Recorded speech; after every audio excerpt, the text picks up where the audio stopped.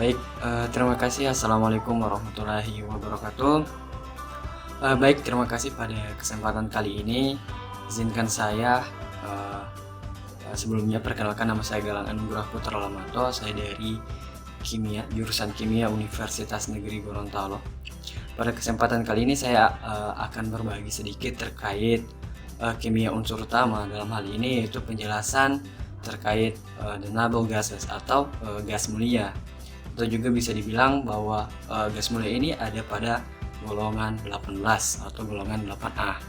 Oke, baik, langsung saja kita masuk ke pembahasan materinya.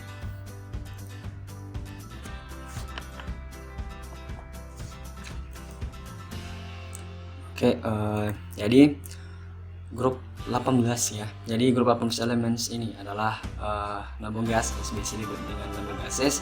Jadi pada kelompok atau golongan 18 ini itu terdiri dari 6 unsur, yaitu helium, neon, argon, krypton, xenon, dan radon. Dan semua ya, all these are the gases and chemically unreactivity ya. Jadi seluruh dari unsur-unsur yang berada di golongan 6 ini ya, golongan 8A atau golongan 18 ini sangat tidak reaktif.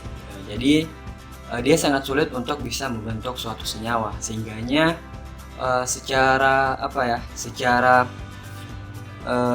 ini itu dia disebut sebagai gas mulia, karena dia sangat tidak reaktif, dan karena dia sangat stabil sehingganya sangat sulit untuk bereaksi dengan unsur lain. Dan kemudian untuk semua gas mulia ini ada pada atmosfer atau ditemukan di atmosfer, kecuali radon, dan persentase yang berada di atmosfer itu bisa dibilang kurang lebih atau 1% dari volume pembentuk atmosfer itu adalah radon ya. Dan radon sendiri argon tadi. Jadi di mana 1% dari pembentuk atmosfer itu adalah argon, sehingga diketahui bahwa unsur utama dari pembentuk atmosfer itu adalah argon. Kemudian pada gas mulia sendiri kan memiliki unsur radon ya, termasuk radon. Dan radon sendiri itu disintesis ya, atau di peluruhan atau diluruhkan itu melalui radium ya, radium. Dan mungkin teman-teman bisa melihat reaksinya yang saya sediakan di slide ini di bawah. Oke, lanjut. Kemudian kita membahas terkait sifat atom ya, sifat atom baik fisiknya juga dari secara SPU-nya, yaitu grup 18, di mana electronic configuration atau konfigurasi elektron ya. Konfigurasi elektron yaitu umumnya pada semua unsur pada unsur golongan utama atau golongan gas mulia ini, yaitu Ns2Nsp ya, kecuali helium yang memang pada aturan Lipidnya itu memiliki 1s2. Kemudian entalpi ionisasinya, jadi entalpi ionisasinya itu adalah jadi yang sangat tinggi karena konfigurasi elektron yang stabil. Hal ini menurunkan tingkat dia bereaksi ya. Jadi ukuran atom juga itu semakin bertambah, jadi semakin ke bawah itu semakin besar. Kemudian jari-jari atom, nah ini mungkin bisa dilihat adalah phase ionization ya, energi ya. Jadi kemudian yaitu jari-jari atom pada dilihat dari SPU-nya, pada golongan gas mulia atau golongan 8A pada SPU, yaitu jari atom ya, dari bawah ke atas itu bertambah nomor atomnya, sehingganya dari atas ke bawah itu semakin panjang jari-jari atomnya. Kemudian entalpi dari penguatan elektron ya, dimana tidak memiliki kecenderungan untuk menerima elektron, oleh karena itu memiliki nilai positif yang besar ya, dari entalpi perubahan elektron. Oke, baik, lanjut. Kemudian kita lanjut ke, jadi ini physical propertiesnya, jadi sifat fisiknya. Jadi sifat fisik dari gas mulia ini adalah pada umumnya dan sebenarnya karena dia sangat tidak sangat reaktif ya, karena sangat stabil, sehingganya gas mulia atau noble gases ini adalah dalam bentuk monoatomik ya. Jadi dia berdiri sendiri, jadi dia sangat berdiri sendiri. Kemudian secara fisik gas mulia ini tidak berwarna, tidak berbau, dan tidak berasa. Kemudian dia sangat sini sangat sedikit larut dalam air. Kemudian memiliki titik leleh dan titik didih yang sangat rendah, karena satu-satunya jenis interaksi antar atom dalam unsur-unsur ini adalah gaya dispersi yang lemah ya, yang lemah. Kemudian di sini hanya helium ya yang memiliki titik didih paling rendah, yaitu sama dengan 4,2 Kelvin ya dari semua zat yang diketahui ya. Jadi helium itu merupakan zat yang paling rendah, titik didihnya paling rendah. Oke, jadi mungkin bisa lihat di sini tabelnya, tabel yang saya sediakan. Sini adalah sifat fisiknya, mana titik didih dari helium itu sangat kecil ya, sangat rendah. Jadi physical propertiesnya. Kemudian chemical properties atau biasa dibilang dengan sifat kimia dari gas mulia itu sendiri, dimana secara umum gas mulia itu tidak reaktif karena alasan-alasan berikut ya. Yang pertama, kecuali helium ya 1s2 umumnya telah secara lengkap mengisi konfigurasi elektronik ns2np6 di setiap valensi selnya ya, Kemudian mereka memiliki entalpi ionisasi tinggi dan lebih banyak entalpi perolehan itu elektronnya itu positif. Oke, lanjut. Kemudian ya, ketika pasti setiap ilmuwan itu selalu meneliti setiap perkembangan musuhnya, selalu diteliti. Tetapi ya, kemudian ini pada tahun 1962 yaitu Neil Bartlett ya dari Universitas of British Columbia ya. Jadi University of British Columbia, yaitu dia melakukan suatu preparasi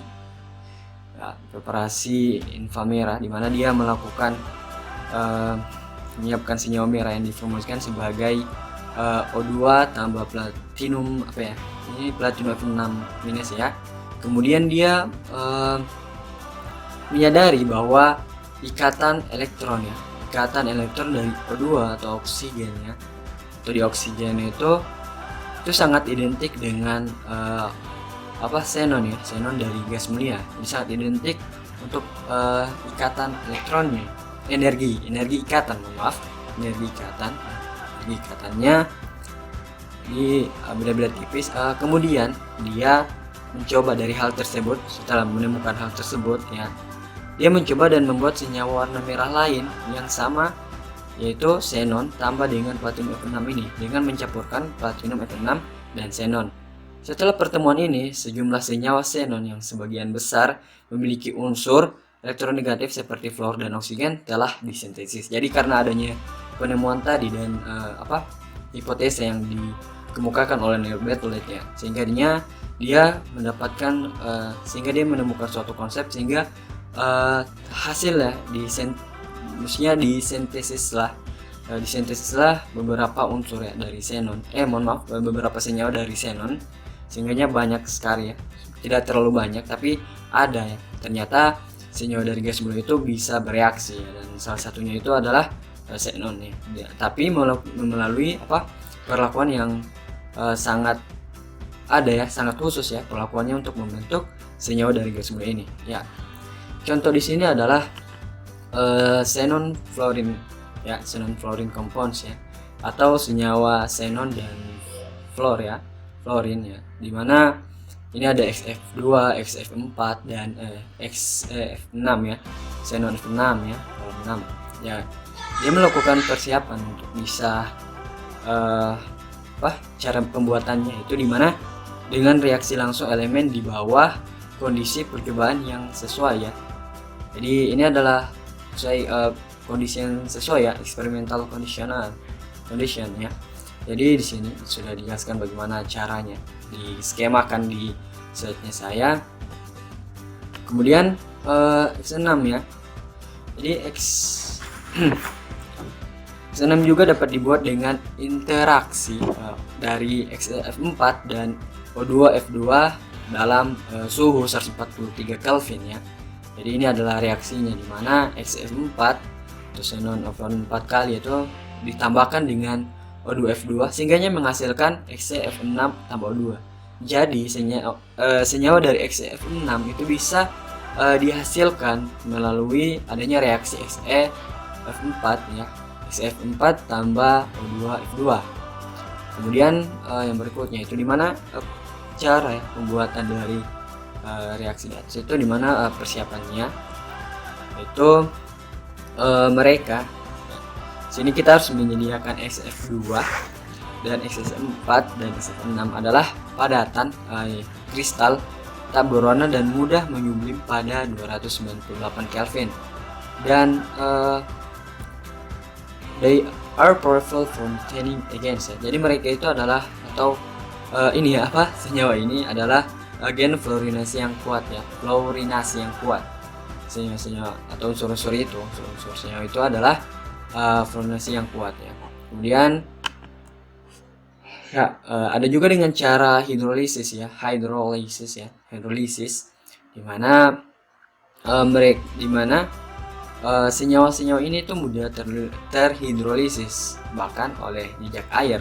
Sebagai contoh ya, reaksi yang saya berikan di bawah ini itu salah satunya 2XF2 ya dalam bentuk solid, itu direaksikan dengan 2H2O air ya liquid sehingga menghasilkan 2Xe xenon dalam bentuk gas tambah 4 HF ya asam fluorida itu dalam bentuk larutan dan menghasilkan gas oksigen, gas O2 ya. Kemudian ini contoh senyawa lainnya di bawah, bisa teman-teman lihat ya, teman-teman chemistry yang berada di sana bisa lihat. Ini adalah reaksi hidrolisis ya, dari senyawa senyawa gas mulia yang dalam hal ini itu xenon, sehingga juga bisa menghasilkan xenon dan senyawa-senyawa lainnya. Oke. Lanjut kemudian xenon fluorida ya. Xenon fluorida itu bereaksi dengan akseptor ion fluorida membentuk spesies kationik dan donor ya. Ion fluorida membentuk fluoranion ya.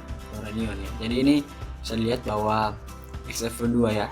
Jadi xenon fluorida itu bisa bereaksi dengan akseptor ion fluorida sehingga dia menghasilkan membentuk atau fluoranion ya.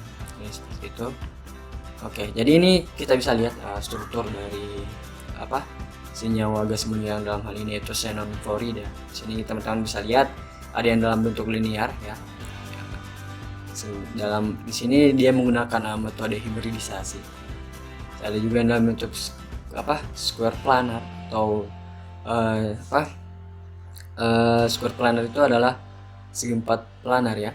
Jadi bisa dilihat di situ berarti XF4, XF2, di sini juga ada XE6 ya. Di sini dalam bentuk octahedral terdistorsi ya, distorted octahedral ya.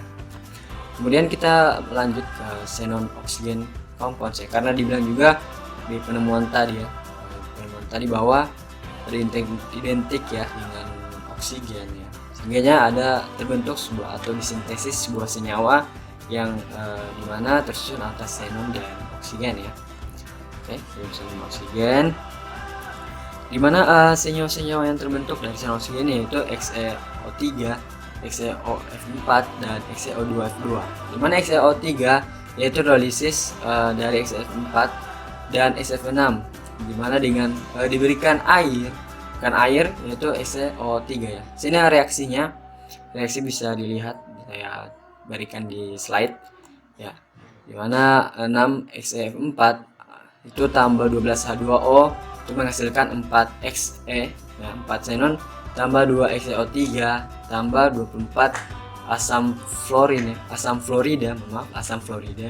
24 HF tambah 3 oksigen ya, 3 O2. Dengan catatan bahwa dengan catatan bahwa XeO3 ini ya, XeO3 ini adalah bahan peledak ya, bahan peledak dan memiliki struktur molekul ya berbentuk piramida. Jadi XeO3 ini, di sini saya sudah memberikan strukturnya. Jadi strukturnya itu berbentuk molekul piramida, dan XeO3 ini itu sebagai bahan peledak ya yang tak berwarna. Oke, kita lanjut ke XeOF4 dan XeO2F2, yaitu dimana dia untuk bisa menghasilkan senyawa ini ya, itu dilakukan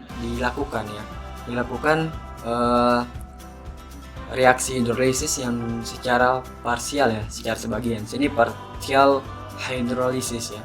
Jadi diberikan oksigen fluorida ya, yaitu XeOF4 dan XeO2F2. Ya, di sini reaksinya di bawah ini ya, di bawah ini reaksinya yaitu XeF6 tambah 2O itu menghasilkan XeOF4 tambah 2F atau xenon oksitetrafluorida.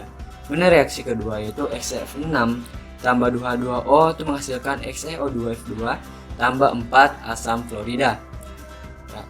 Dan bahwa yang harus kita ketahui bahwa XeO4 adalah cairan volatil ya, yang tidak berwarna dan memiliki struktur molekul ya,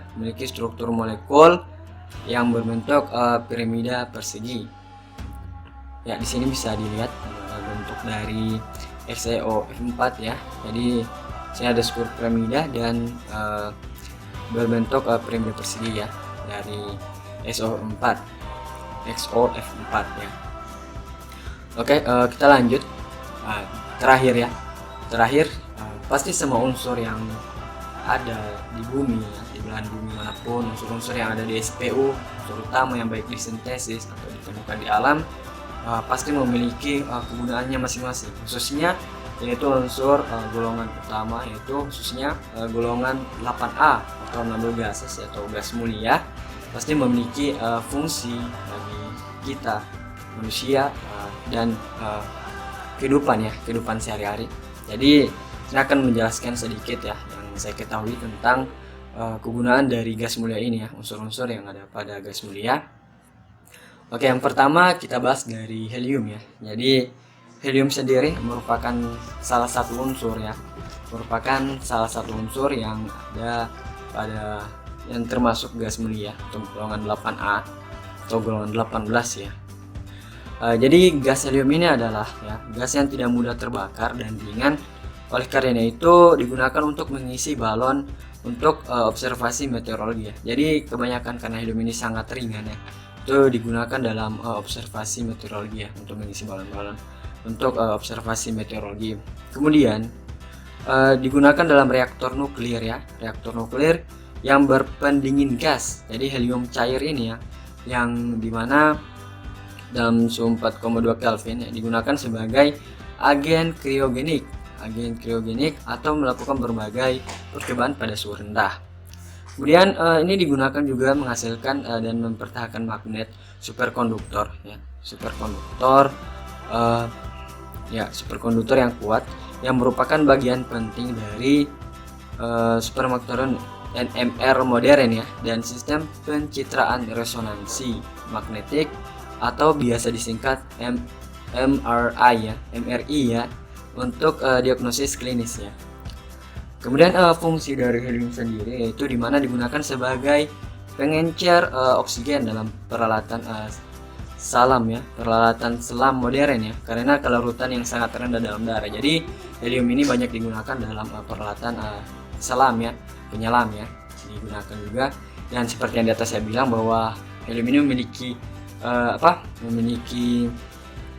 berat yang sangat ringan, sehingga juga sering digunakan pada balon udara, balon udara yang sering digunakan tersebut. Kemudian kita lanjut ke unsur yang berikutnya yaitu neon, di mana neon ini digunakan dalam tabung pelepasan dan lampu neon untuk tujuan tampilan iklan ya. Jadi biasa kita dengar lampu neon ya. Jadi sebenarnya lampu neon itu diisi dengan gas neon. Ya, sehingga diisi dengan gas neon. Jadi lampu iklan itu diisi dengan gas neon sehingga memiliki cahaya yang sangat menarik ya. Cahayanya sangat terang untuk setiap gas mulia ini. Kemudian situ juga ya, sehingga juga Neon ini digunakan sebagai lampu neon ya di kebun raya dan rumah kaca. Oke, lanjut argon ya. Argon digunakan terutama untuk memberikan atmosfer lembab dan proses metalurgi suhu tinggi, yaitu penjelasan logam atau paduan, dan untuk mengisi bola lampu listrik. Jadi argon digunakan karena memiliki fungsi yang sangat terkait erat, misalnya keterkaitannya erat dengan atmosfer, jadi fungsinya lebih dekat dengan hal tersebut. Kemudian ini juga digunakan di laboratorium ya. Argon ini digunakan di laboratorium. It is also used in the laboratory ya. Jadi digunakan dalam laboratorium untuk menangani zat yang sensitif terhadap udara. Jadi argon ini digunakan di laboratorium untuk yang zat-zat ya, untuk menangani zat-zat yang sensitif terhadap udara ya. Kemudian terakhir yaitu xenon dan krypton ya. Jadi penutup pada kesempatan kali ini, fungsinya dimana karena xenon dan krypton ini tidak ada penggunaan yang sangat signifikan. Yaitu mereka digunakan dalam bola lampu yang dirancang oleh tujuan khusus. Jadi mereka tidak ada penggunaan signifikan dari xenon dan krypton ya. Jadi tidak ada penggunaan signifikan, tapi mereka digunakan dalam pembuatan bola lampu yang digunakan dengan tujuan yang khusus ya, xenon dan krypton ini ya. Karena rata-rata dari seluruh gas mulia itu memiliki sumber cahaya atau cahaya yang baik ya, cahaya yang terang. Cahaya yang terang, jadi kayak neon digunakan untuk lampu neon. Juga argon, xenon dan krypton itu memiliki cahaya tampak yang jelas jika pada kondisi tertentu ya. Kemudian untuk radon sendiri, karena radon merupakan suatu unsur yang bersifat radioaktif, sehingganya untuk fungsi dari radon itu belum diketahui secara jelas ya, gitu secara pasti, karena radon ini bersifat sangat radioaktif ya, sangat bersifat radioaktif. Oke, baik, terima kasih. Jadi pada kesempatan kali ini hanya itu saja dari saya terkait penjelasan gas mulia atau noble gases yang berada pada unsur utama. Jadi mohon bisa dipahami dengan baik ya. Jadi hanya penjelasan singkat ya dari saya. Jadi kita belajar bersama-sama di sini. Saya tidak mengajari teman-teman sekalian. Saya juga masih belajar, apalagi belajar tentang golongan utama ya. Dalam hal ini saya menjelaskan terkait golongan 8A atau golongan 18, yaitu gas mulia ya. Maaf jika salah kata dalam penyampaian atau salah teori dalam menyampaikan. Lebih dan kurangnya saya mohon maaf sekali ya. Terima kasih. Wabillahi taufiq wal hidayah. Wassalamualaikum warahmatullahi wabarakatuh.